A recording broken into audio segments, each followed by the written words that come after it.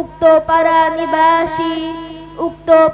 নিবাসী মোহাম্মদ আব্দুল জব্বার সাহেবের বড় ছেলে মোহাম্মদ আব্দুল করিম সাহেব আজ বিকাল 4:30 তার নিজ কামরায় ইন্তেকাল করিয়াছেন।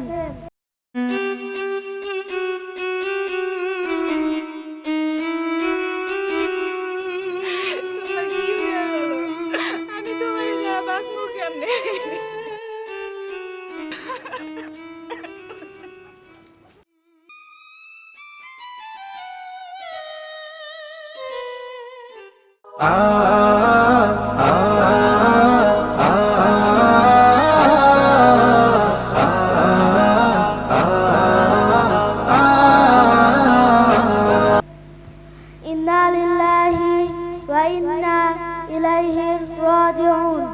মরহুমের জানাজার নামাজ আজ রাত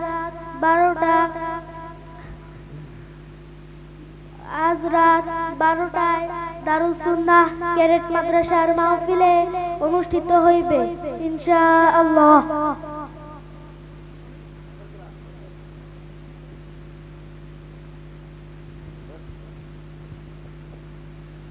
ভাই, আপনারা কেউ চিন্তা করিবেন না, আমি দারুস সুন্নাহ ক্যাডেট মাদ্রাসা থেকে হুজুরদেরকে ডেকে এনে মায়াতের গোসল এবং দাফন কাফনের ব্যবস্থা করছি।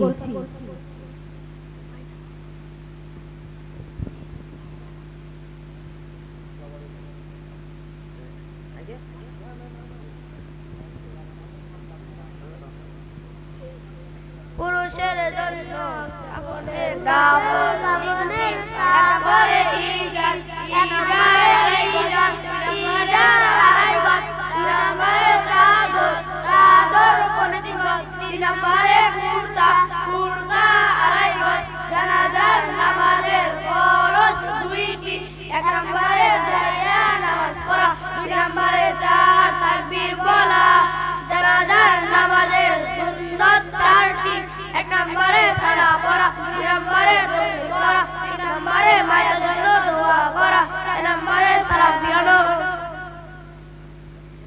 ভাই, আপনাকে চিন্তা করবেন না, আমি দারুস সুন্নাহ ক্যাডেট মাদ্রাসা থেকে একজন ইমাম সাহেবকে ডেকে আনছি তার জানাজার নামাজ পড়ানোর জন্য।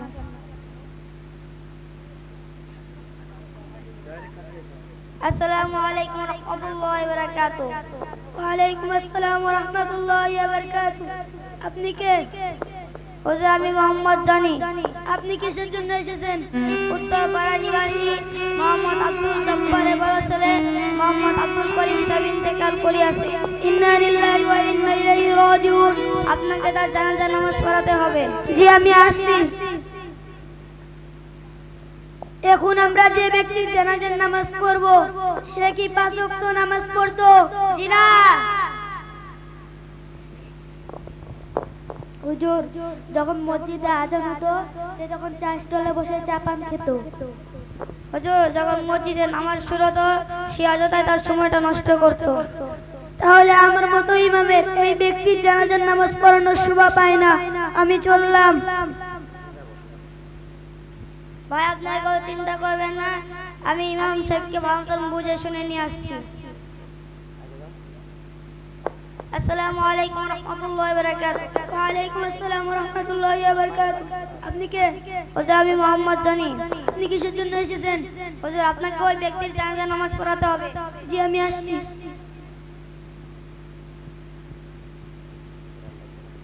হায় আফসোস, আমরা মুসলমান হয়েও আমরা 5 ওয়াক্ত নামাজ পড়ি না। আউয়ালু মা ইউহাসাবু বিল আবাদু ইয়াউমাল কিয়ামাতিস সালাহ। কিয়ামতের দিন সর্বপ্রথম বান্দার নামাজের হিসাব হইবে।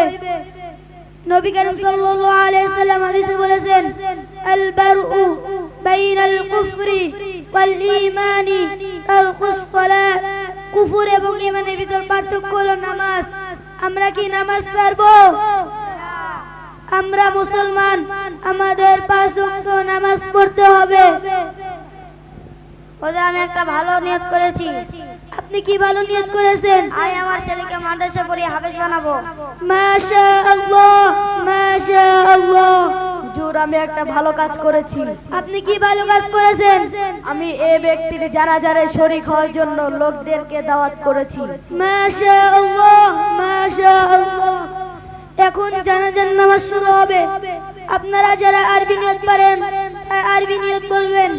এইভাবে আমি বলে দিচ্ছি, নওয়াইতু আন ওয়া'আদ্দিয়া লিল্লাহি তাআলা আরবা'a তাকবীরাতি সালাতিল জানাজাতি ফারজি কিফায়া আসসালামু লিল্লাহি তাআলা والصلاة على النبي والدعاء لهذا الميت متوجها إلى ذات كعبة الشريفة الله أكبر।